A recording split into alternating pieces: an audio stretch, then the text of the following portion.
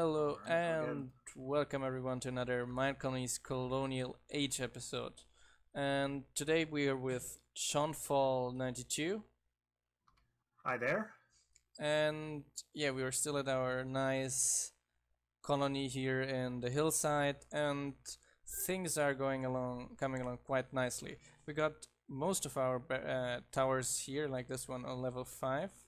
Got a nice wooden bridge down here now. Fisherman, you can see now from the position up here from the builder set that we got like a small ring of these guard towers around the hillside, which is quite nice protection. We got one here, one there, one behind there.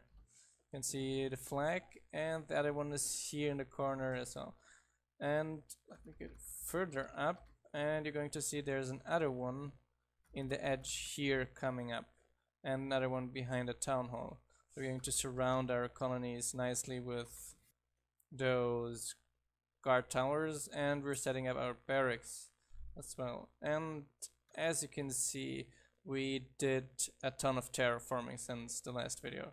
So we set up those walls, those cobble walls around here with a nice brick finishing at the bottom. Build a deliveryman hut here, and I'm seeing some dirt up here.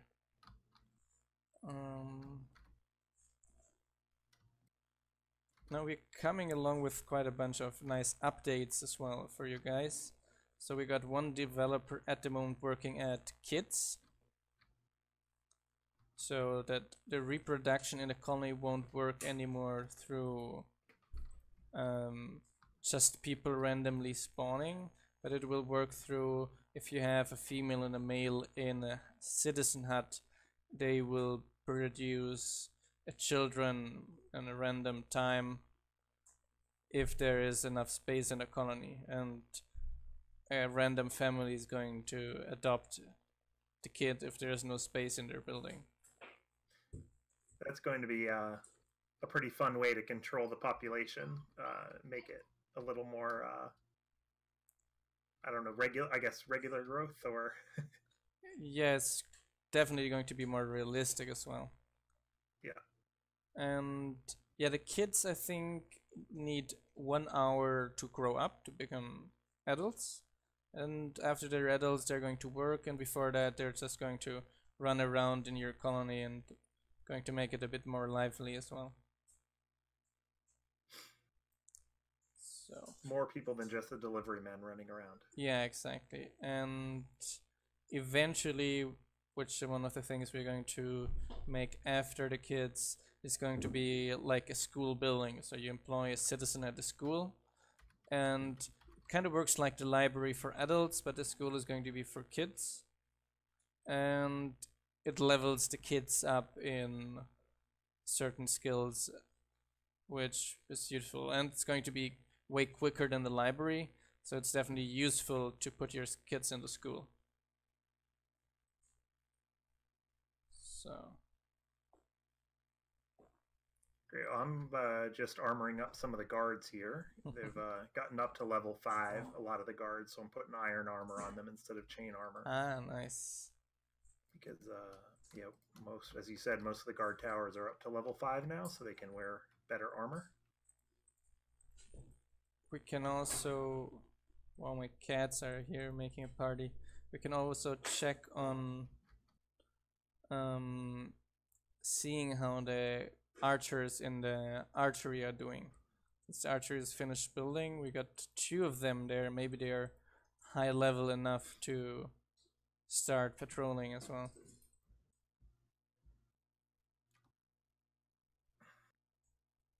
So How are they doing?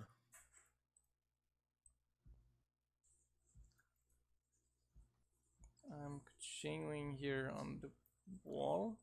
As you can see, I'm building here a kind of outer wall around the colony to make it more difficult for barbarians to scale up here.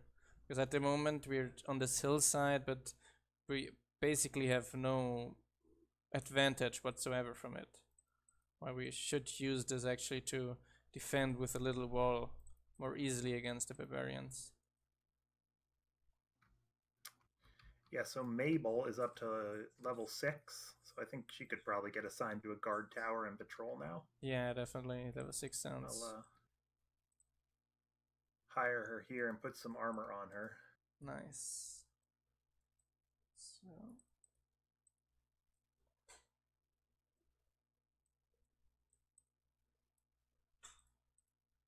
And yeah, we've been a ton of terraforming around the colony. It's probably cost me more time than the builder itself with tasks. But I'm quite picky with the environment of the colony. Yeah, that was the one thing I did not do. I kind of picked I had picked a spot with hills, but I didn't do a lot of terraforming. I just built all the buildings first, Yeah. and now I'm terraforming kind of between them. But I saw your colony, it's quite nice. You got your colony like in a valley between hills, kind of Florence kind of style. Yeah. Which turns out really nice with the guard towers on the hills surrounding the colony. I think that fits very nicely as well, and allows you to make some certain creative types of borders. Yeah, I'm just getting some ideas from you here too. So I need a better guard tower for Mabel. That one over there was actually only level 2 tower. Yeah, we should definitely have Penelope upgrade that one soon. I know we got a bunch to level 5 today. Here we go. We can hire her right here. So uh-oh. Nope, not. We need to make her a ranger. I just did a mess here with building one, but sometimes you place too far away a ton of blocks and totally backfired. Oh, I hate that. I do like that. So I panicked a few times when I've hired a guard that I've been training. Like Mabel has been training as a ranger, and I hired her as a knight by accident. And I was like, oh no, she lost all her levels. But as long as you just switch her to right back to a ranger, they'll keep their levels. I think quite recently, I think 2 weeks ago, I changed the code regarding that. So from now on, they actually keep the level per job. So you can hire a farmer and then hire as a smith and then hire her as a builder and baker, etc. And then hire her back as a farmer, and she's going to still remember the things. Keep her farmer levels? Exactly. Oh, that's really great, because I've been having that problem where I have only 50 citizens, and sometimes I'll need like a stonemason for a certain amount of time and maybe a miner for a certain amount of time, and maybe I can have them one person kind of do both jobs. Yeah, that would work, for example, now. Yeah, that's a great feature. Previously we had just one field in the citizen code, which kind of made them store their levels, so we extended that system now that they store it per job. Yeah. Actually, I can use this clay I found here in the middle of the colony. I've been working on some other interesting things. So the miner, for example, he has now a chance to get a random amount of ores per other blocks as well. I have been enjoying that. Yes. I was wondering if it was only because my mine was at a high level, but don't drown, Ray. Yeah, that was close actually. I thought I went up to get some air, but I didn't go up enough. Well, we're still in 112. You can use your torches on the wall, That doesn't work in 113 anymore. No, it's crazy. The first couple of times I was playing 113, I played it a lot already, but I would drown because I'd forget Oh, about that. yeah, that's not good. But I actually never used the torch trick. I usually only use the fence post or door trick. Yeah, doors are great in the things, but just if you're just like underwater and just need a breath, I just bam a torch against the wall. Mm, And it actually can work in 113. You just have to keep spamming it over and over and over again. oh, Slowly but surely, you'll get your breath back. so they fixed it, but didn't really fix it. So, um, so the idea of this is making MineColonies a bit more skyblock and tech pack friendly. So you have a miner in a world where there is not enough resources. Mm-hmm. You can basically get all the ores you need from the miner.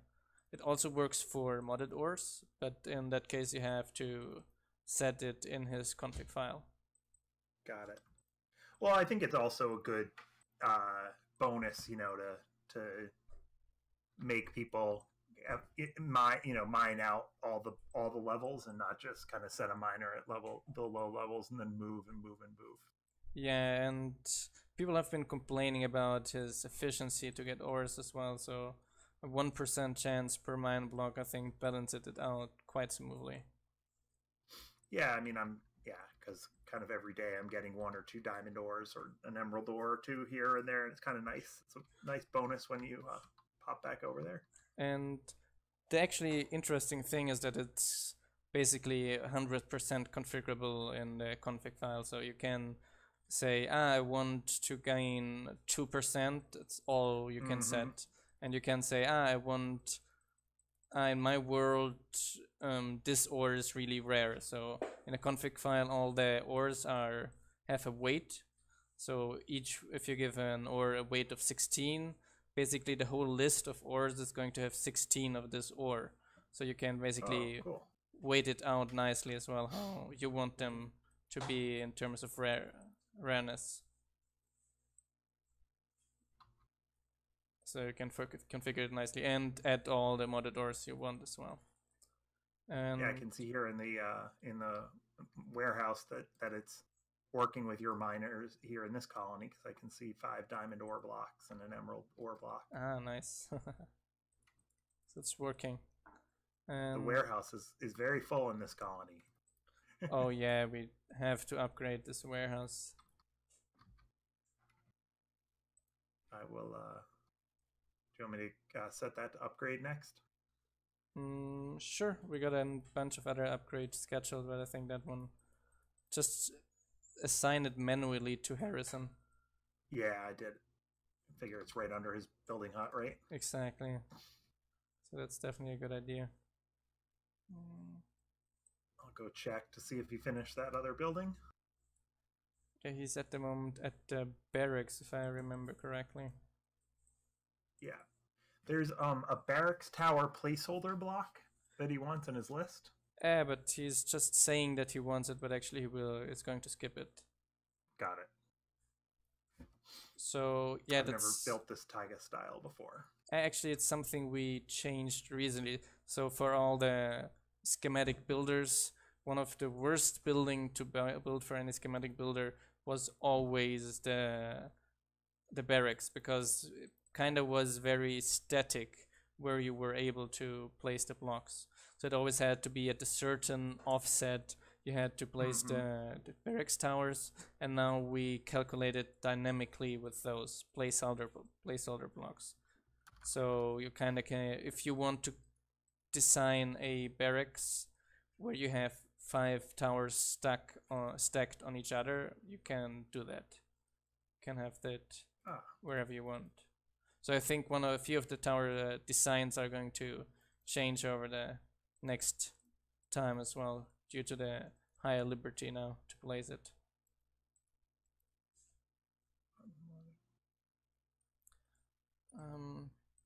Where is this barracks that he's working on? It's on the other side. It's on the other side of the town hall. Up top, though, or It's middle. Middle. Now, to make it even more interesting, this compatibility, we also added that the composter is able to generate dirt from the compost. So you can set in the GUI of the composter hut if you want him to get dirt or if you want him to get compost. So if you're in a skyblock world where dirt is a more sacred asset, you can have him produce dirt as well. I was wondering what that was for, producing dirt, and now I get it. For the skyblock, it would make a big difference. And yeah, you can even configure in the config file how much dirt he should get per compost bin, in case you want to balance it out or something like that. And in this world, it was like I value the compost much higher than the dirt. Oh yeah, definitely. Compost helps the farmer a lot to get the things scrubbed much quicker. It's so important because it's like a food apocalypse every time I go back to my colony. Oh yeah, we increased the food requirement a bit to make it more interesting, since basically before that you had one fisherman, one farmer, and that would be all you need to take care of your entire colony. I have 2 fishermen, a herder of each type, and 2 farmers, and barely stay ahead of it. But 50 citizens, that sounds... Yeah, it's about right. It's as well. Yeah. So, and as the third update in this row of compatibility, we created the Crusher worker. Not sure if you saw him yet. I saw the Crusher block. I don't know what the Crusher worker does. Now, the Crusher worker is going to be interesting because he makes something which is not possible in vanilla whatsoever. Because the Crusher worker creates out of cobblestone gravel, out of gravel sand, and out of sand clay in his Crusher block, basically. And you can either tell him in the page 2 of his GUI that how many blocks you want him to make. Depending on his level, he is going to deliver you a certain amount of blocks per day.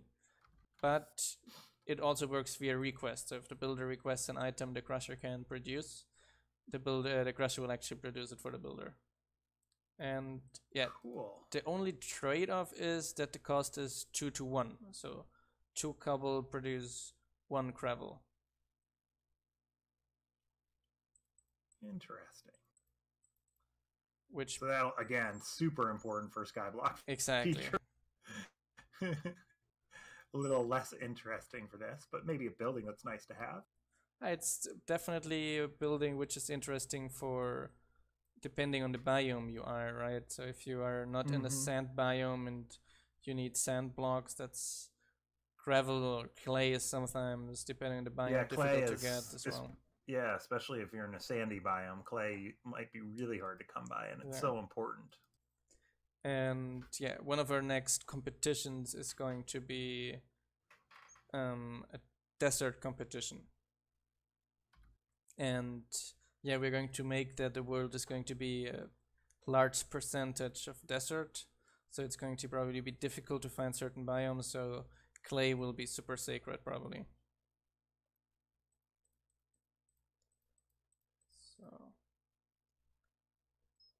Okay, Harrison has all his materials for this Guard Tower 5 that he's working on now. And this combined with the miner allows you to get basically all you need besides some special block in the sky colonies, or in any skyblock world or any other this type of world. Yeah, that's great. So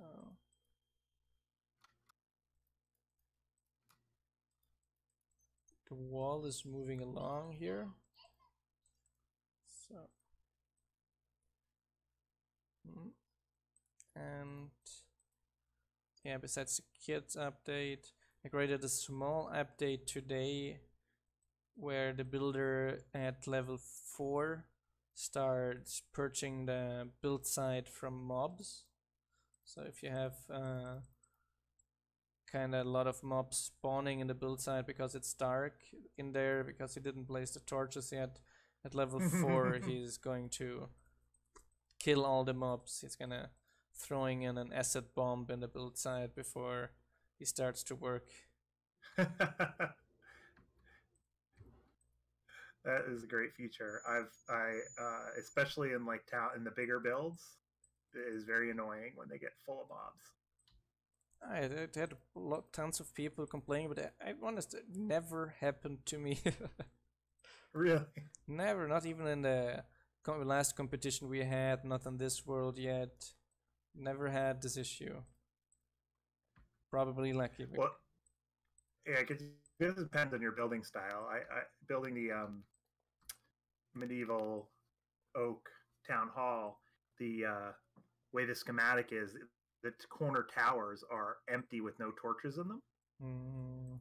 3x3 dark rooms, basically, and right in the center of your colony. Oh, that reminds me.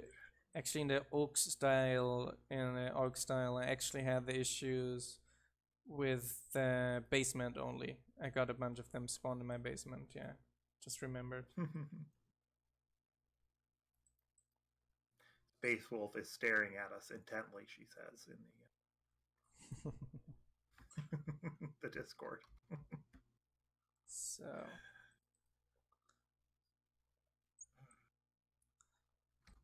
I'm going to sleep nicer when this wall here is done against the barbarians. So today, I don't know where they spawn. We never found them until they were in the center of town. Usually, somewhere off in the west. Usually they spawn here in those woods. I think three or four of the 6 attacks I got were from this direction here. I can see the cobble down there. That's always a sign. There's a bunch of cobble blocks around there. Yeah. I think once I saw it from the direction where we have the farms, etc. set up. But mostly it was... Today we got it from the west. They came up over the hill. Yeah. This is super rare. We gotta upgrade our barracks to 3 to be able to detect when that happens. Yeah. That was a feature that I didn't really know about actually when I placed my barracks in this world. And that now I might have placed one more in the center of the colony rather than in both the corners. Yeah, to have quicker access to it. Exactly. Yeah, we actually have a coder working quite slowly, but working on revealing in the barracks also the coordinates of the last barbarian. So the last 5 barbarians are going to display depending on the level then.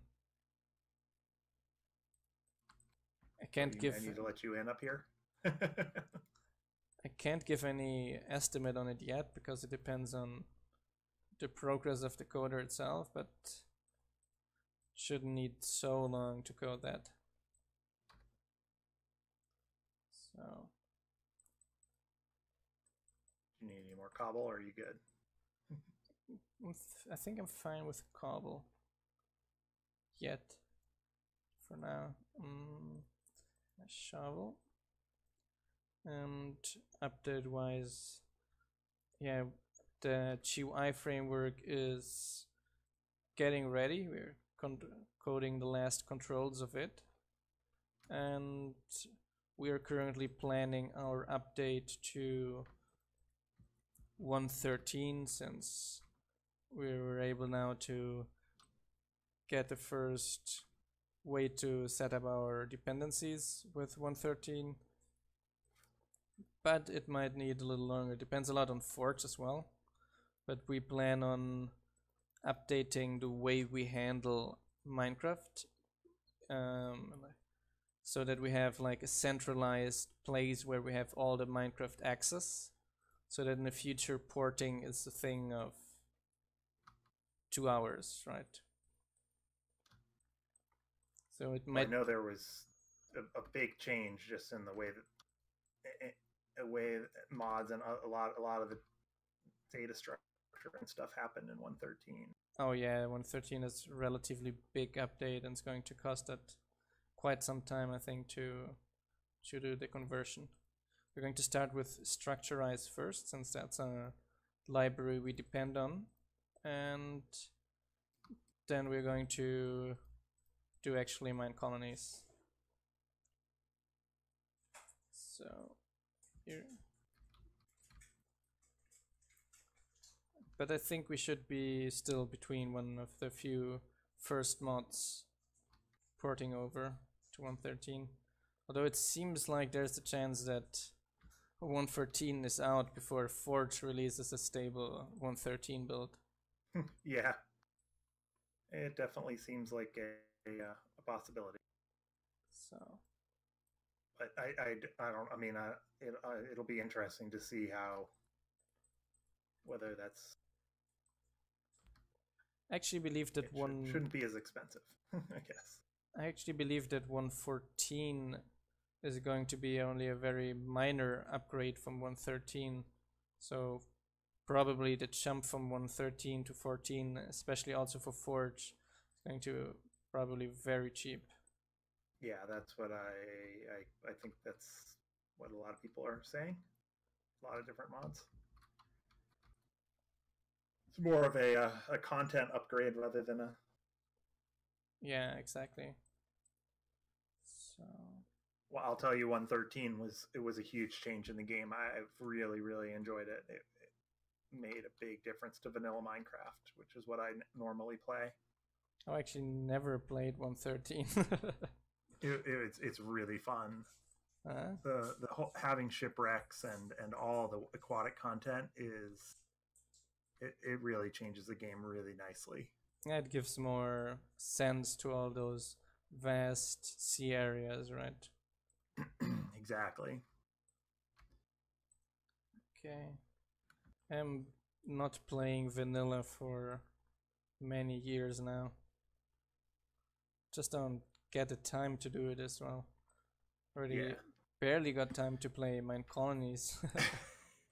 Well, I don't understand how you could do school, develop, and even ever play. Yeah, that's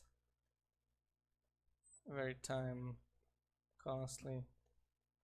So I think I'm a bit too lazy to the wall of this side, especially because it seems. We can work on that later, but it seems pretty steep here as well.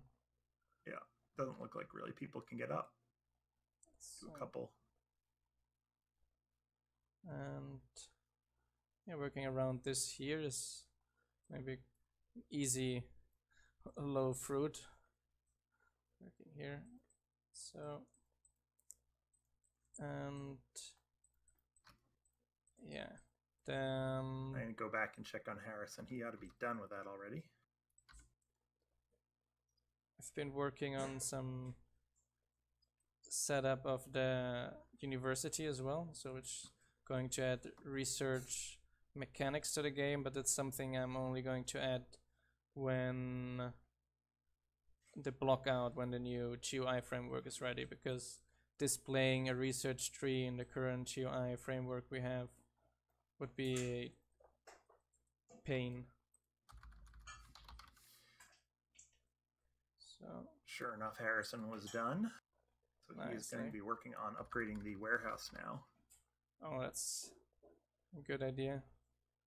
Go for that, Harrison. We need more space. So I think quite punctually it's getting night and we're running out of time as well, so I'd call it a day, and I'm going to see you guys in another episode. And maybe you as well. I gotta go back to my colony because I'm about to get a raid, so I will it's a good time to sign out. Okay, see you everyone. Ciao ciao. Bye everybody.